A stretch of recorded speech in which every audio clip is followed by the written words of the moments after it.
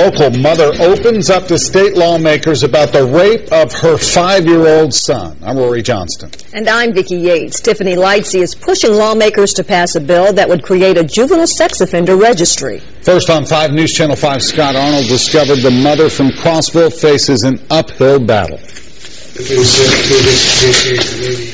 In one of the most public settings, he was raped by a 15-year-old. A private story told to state lawmakers from the mother of a 5-year-old. He had asked him to stop, explained to him that it hurt. The boy did not stop. He kept forcing himself on him. Tiffany Lightsey shares her story with hopes to convince lawmakers that like an adult sex offender registry, a similar one is needed for juveniles. People need to be aware of it. If people are not aware of it, then how do they know to protect their kids? The juvenile sex offender's mother even agrees to this. I'm the mother of a 15-year-old sex offender. Both mothers are fighting for the same thing. These lawmakers also seem to agree a juvenile's crime doesn't need to be kept quiet.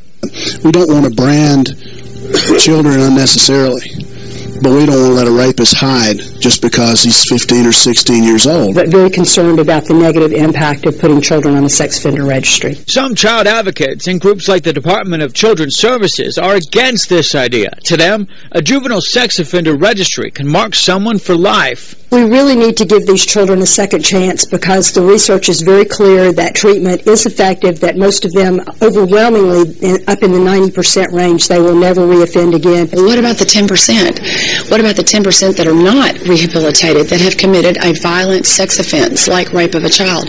I mean, are we going to let these 10% of these teenagers just rape at will? The mother of that convicted 15-year-old sex offender says her son may be part of that 10% you cannot rehabilitate. Right after his release from a treatment center, upon more therapy, he actually confessed that he had stalked several other young children at that park.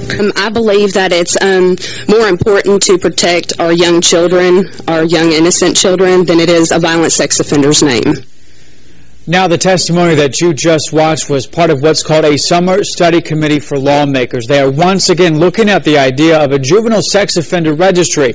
Representative Debra Maggart will once again file a bill that would create one in Tennessee. And Vicki, she's pushed different versions of it over the past 2 years. All right. Thanks, Scott.